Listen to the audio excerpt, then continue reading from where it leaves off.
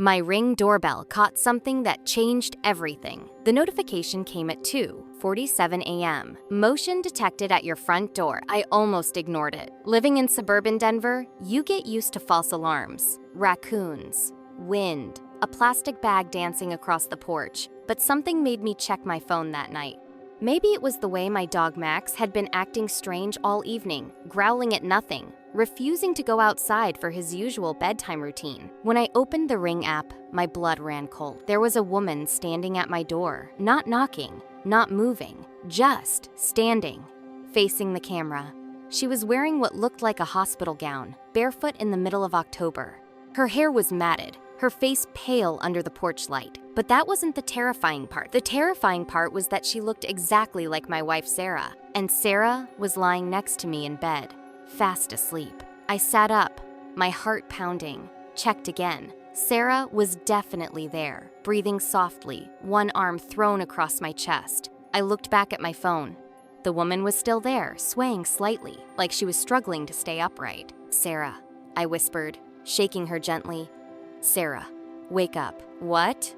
she mumbled, annoyed. "What time is it?" "There's someone at the door. Someone who looks. Sarah, you need to see this." She sat up, rubbing her eyes. I showed her the screen. The color drained from her face. "Oh my God," she whispered. "Oh my God, that's impossible." "You see it too?" "She looks exactly like—" "That's my sister," Sarah said, her voice shaking. "That's Amy." I felt my stomach drop. "Sarah, you don't have a sister." "I do," she said, already getting out of bed, pulling on her robe. "I did. It's complicated." In 8 years of marriage, Sarah had never mentioned a sister. Not once. I knew she'd grown up in foster care, that her childhood had been difficult. But a sister? A twin sister? By the looks of it? "We need to call the police," I said. "No." Sarah grabbed my arm. "No police. Please. Just let me handle this." She was already heading downstairs. I followed, Max trailing behind us, whimpering. Through the frosted glass of our front door, we could see the woman's silhouette, still standing there, motionless. Sarah's hand shook as she reached for the deadbolt. "Sarah, wait." She opened the door. The woman lifted her head. Up close, the resemblance was even more unsettling. Same face shape, same green eyes, but where Sarah's eyes were warm and full of life, this woman's were hollow, vacant. "Sarah?" the woman said, her voice hoarse. "Is it really you?" "Amy," Sarah breathed. "How did you find me?" "They said you were dead," Amy continued, as if she hadn't heard. "After the fire. They said you died in the fire." I looked at my wife. "What fire?" "Sarah? What is she talking about?" But Sarah wasn't listening to me. She was staring at her sister, her twin, with a mixture of fear and something else. "Guilt?" "You need to come inside," Sarah said finally. "You're freezing." Amy took one step forward and collapsed. The next hour was a blur. We got Amy onto the couch, wrapped her in blankets. She was dehydrated, disoriented. There were bandages on her wrists, the kind they put on psychiatric patients. A plastic hospital bracelet read, "Jane Doe 47. While Sarah tended to her sister, I stood in the kitchen trying to process what was happening. My wife had a twin sister who'd apparently been in some kind of psychiatric facility. A twin sister she'd never mentioned in 8 years. "Tom," Sarah called from the living room. "Can you make some tea?" As I waited for the water to boil, I heard them talking in low voices. Fragments of conversation drifted into the kitchen. 18 years. "Told me you were dead. The medication stopped working.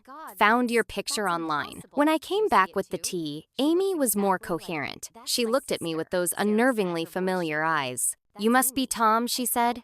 "Sarah talked about you." I glanced at Sarah, confused. "When did she—" "Before," Amy said simply. "In the letters. Before they stopped letting me write." "Amy," Sarah said gently, "that was a long time ago.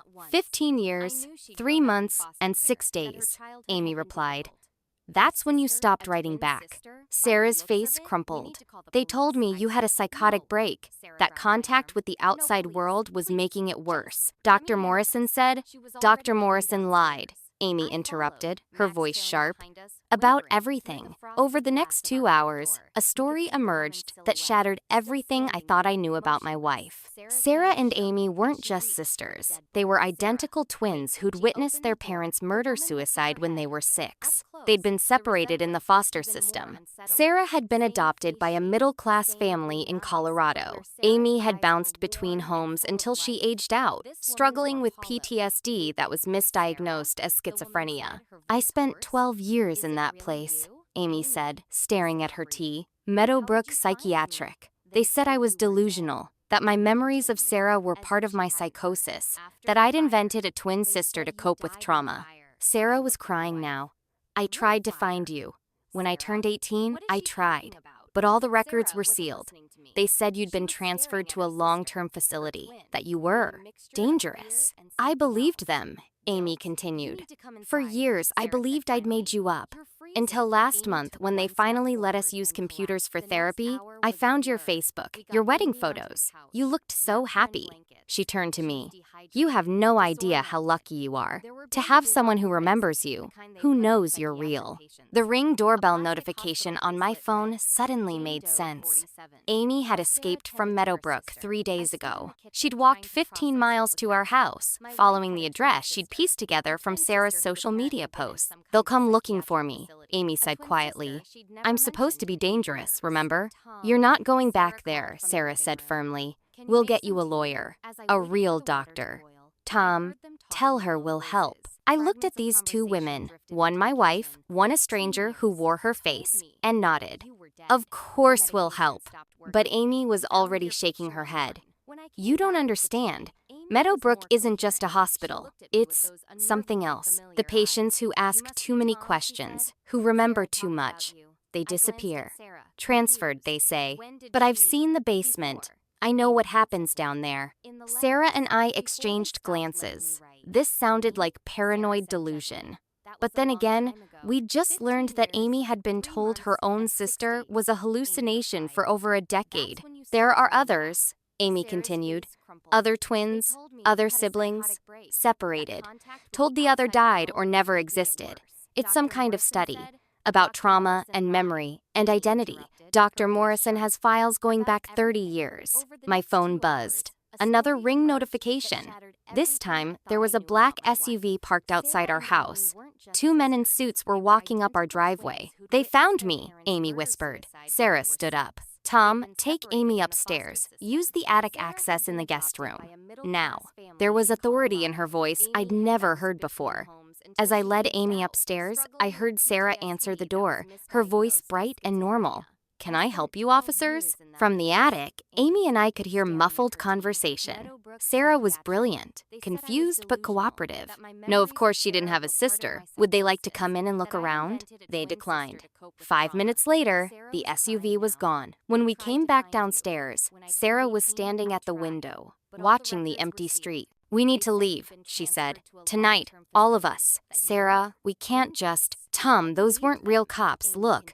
She showed me her phone. She'd taken a photo of their badges through the peephole camera. The badges looked official, but the department they claimed to be from didn't exist. That was 6 months ago. We did leave that night. Packed what we could, withdrew cash, ditched our phones.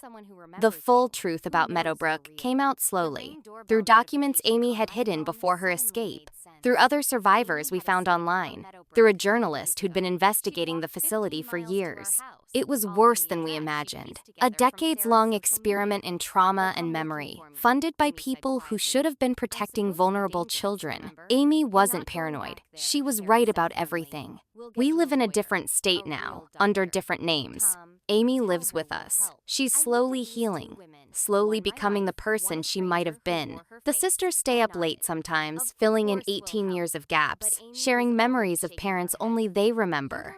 The Ring doorbell saved our family, not from an intruder, but from a secret that would have destroyed us. It brought Amy back to us and exposed a truth that needed to be told.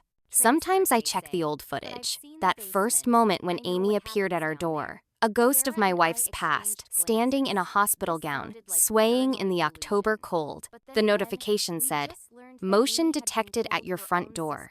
But what it really detected was a theft. The theft of 18 years, the theft of a sister, the theft of a life. And in catching that motion, that moment, it gave us the chance to steal something back.